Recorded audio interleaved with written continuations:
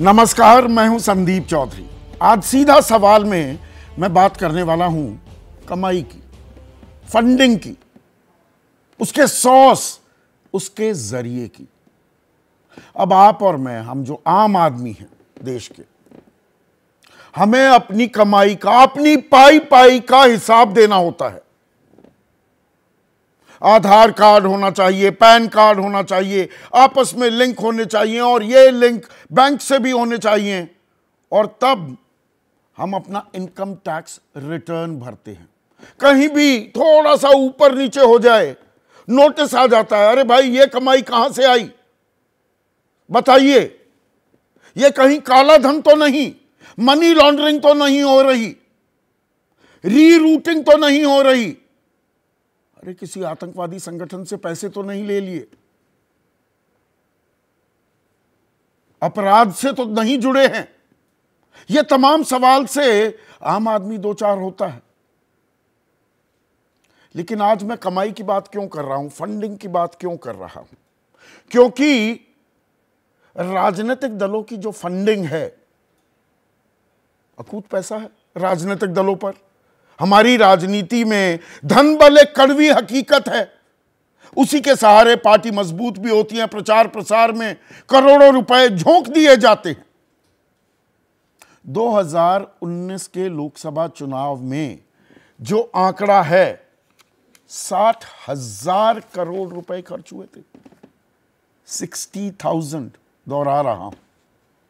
जबकि 1998 में, 21 साल पहले, खर्च का अनुमान 9,000 करोड़ था। 9,000, 7 गुना ज्यादा पैसा खर्च हुआ है, यह अनुमान है। और इसका बायस ऊपर की तरफ ही हो सकता है, इससे भी ज्यादा हुए होंगे, बहुत से जानकार ये भी मानते हैं। पर मैं राजनीतिक दलों की फंडिंग की बात क्यों कर रहा हूं? जब आपकी मेरी पाई पाई का हिसाब लेती है सरकार, और सरकारें कौन बनाता है? राजनीतिक दल, जो सत्ता में आया उसकी सरकार। तो वो क्या इसका हिसाब देती हैं? सुप्रीम कोर्ट में याचिका दाखिल थी, भाई हिसाब दीजिए। वहां पर देश के सबसे बड़े कानून अधिकारी, फर्स्ट लीगल ऑफिसर, यानी कि अटॉर्नी जनरल, वो क्या कहते हैं? नागरिकों को सूचना के अधिकार के तहत आरटीआई लगाई गई थी कि भाई बताइए कितने पैसे कहां से आए, किसने दिए। नागरिकों को सूचना के अधिकार के तहत पार्टियों की फंडिंग जानने का अधिकार नहीं है।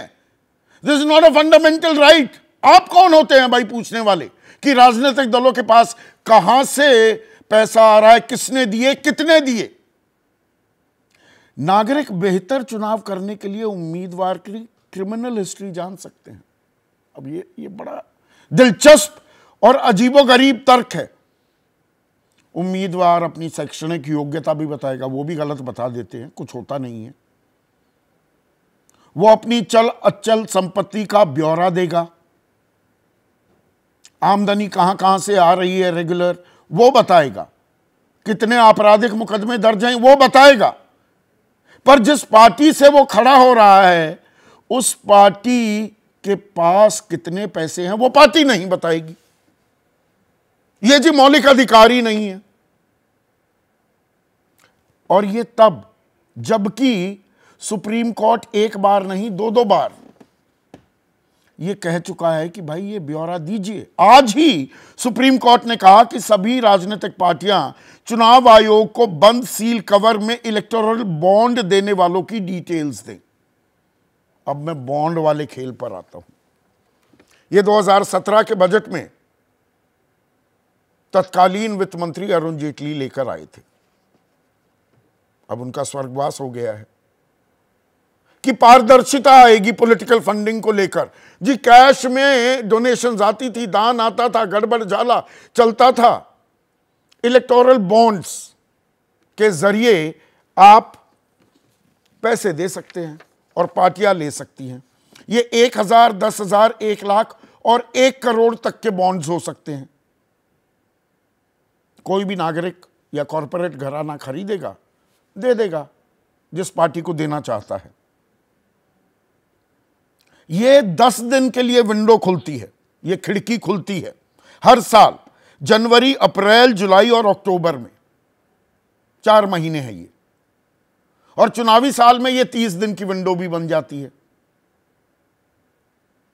और जब से ये इलेक्टोरल बॉन्ड आए हैं, अब जो आंकड़ा जिस पर आपकी तवज्जो चाहूंगा, 13,768 करोड़ रुपए की फंडिंग आई है पॉलिटिकल पार्टीज को।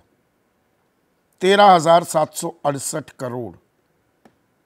इसमें बीजेपी के खाते में गए 5,271 करोड़, 952 करोड़ गए कांग्रेस को, 767 करोड़ तृणमूल कांग्रेस को, एनसीपी 64 करोड़, टीआरएस अब बीआरएस हो चुकी है 383 करोड़, टीडीपी 112 करोड़, वाईएसआरसी जगन मोहन रेड्डी की पार्टी 330 करोड़, बीजू जनता दल 622 करोड़, डीएमके 431 करोड़।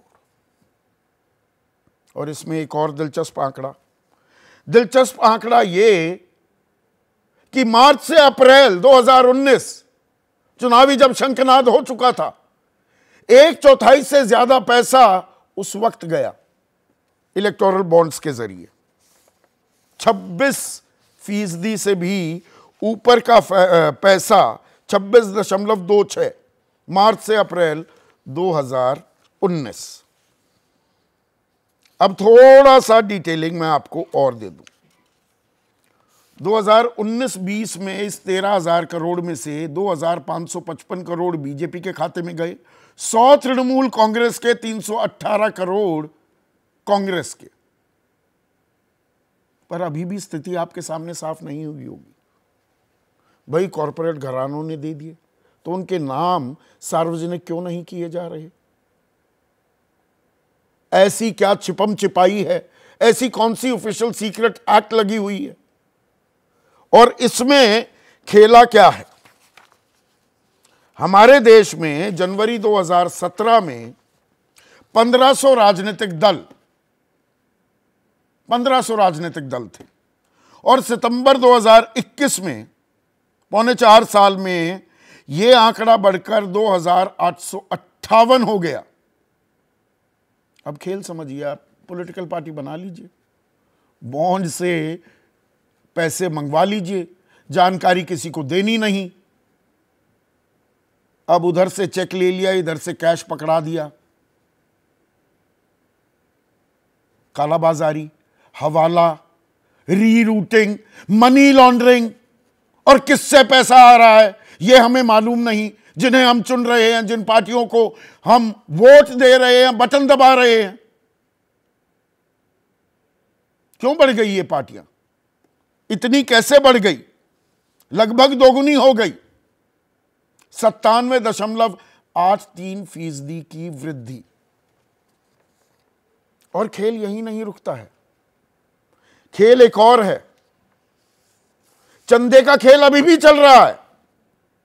20,000 रुपए तक आप चंदा दे सकते हैं और उसमें कोई खाता बही मेंटेन करने की जरूरत नहीं, कोई खाता बही नहीं। जो पॉलिटिकल पार्टी, जो राजनीतिक दल कहे वही सही। 20 करोड़ रुपए से ऊपर भी चंदा नहीं होना चाहिए। यह 1 फरवरी 2017 सरकार ने खुद गुमनाम फंडिंग की सीमा 20,000 से घटाकर 2,000 रुपए की थी, ठंडे बस्ते में है। सितंबर 2022 को राजनीतिक चंदे को 20,000 से घटाकर 2,000 कीजिए, चंदा 20 करोड़ से ज्यादा कैश में ना हो, कोई कार्रवाई नहीं। तो खुला खेल फरूखाबादी चल रहा है। आप उम्मीदवार हैं, विधानसभा भी चुनाव चल रहे हैं, लोकसभा भी आ जाएंगे, 40 लाख रुपए या 70 लाख या 95 लाख रुपए की सीमा रखी गई है वो उम्मीदवार के लिए। पर पार्टी अपना खर्च करती रहेगी और वो कितना कर रही है उसकी कोई सीमा तय नहीं है। तभी आप देखते हैं सत्ता पक्ष हो या विपक्ष, नेता सब चार्टर्ड फ्लाइट में जा रहे हैं। एक ही जगह 4 नेता जाते हैं, चारों चार्टर्ड फ्लाइट लेते हैं। 5 सितारा 7 सितारा नुमा हेडक्वार्टर्स राजनीतिक दलों के बने हुए हैं। नहीं जी, राजनीति में खर्च बहुत होता है, कार्यकर्ताओं को खान पान है, लॉजिस्टिक्स हैं, दफ्तर मेंटेन करना है। आम आदमी को घर चलाने में क्या खर्चा नहीं होता? आम आदमी कह दे आपका क्या हक, आप क्यों मांग रहे हैं मेरी फंडिंग की जानकारी? जैसे आप नहीं देते मैं भी नहीं देता। और आप हैं कौन? मैंने आपको चुना। Democracy is of the people, for the people, by the people. हम हैं जनता जनार्दन। हम आपको अपना प्रतिनिधि बनाकर भेजते हैं संसद में, जहां आप कानून बनाएं। कानून आप हमें बचाने के लिए बनाएंगे या अपने पैसे को बचाने के लिए बनाएंगे? ये कौन सा लोकतंत्र, कौन सा प्रजातंत्र है? इसी पर आज चर्चा होने वाली है। और चुनावी मौसम है, यह चर्चा बहुत अहम और गंभीर हो जाती है और इसे कम ही लोग करते हैं। यह भी कहने में मुझे कोई गुरेज नहीं है। ऐसे में आज का सीधा सवाल क्या? आम आदमी की पाई पाई का हिसाब, पार्टियों की फंडिंग, बंद किताब। जैसे ही घड़ी का काटा दोपहर 2:30 पे आए, बबीता जी का दिल सास बहू साजिश के लिए मचल जाए। और ये है इनकी बहू, पूरे दिन ऑफिस की टेंशन हो जाए गॉन जब ये करें अपना फेवरेट शो फ्री टाइम पे ऑन। इनकी तरह आप भी देखिए अपना फेवरेट शो अपने टाइम पर और डाउनलोड कीजिए एबीपी लाइव ऐप अपने स्मार्ट टीवी पर।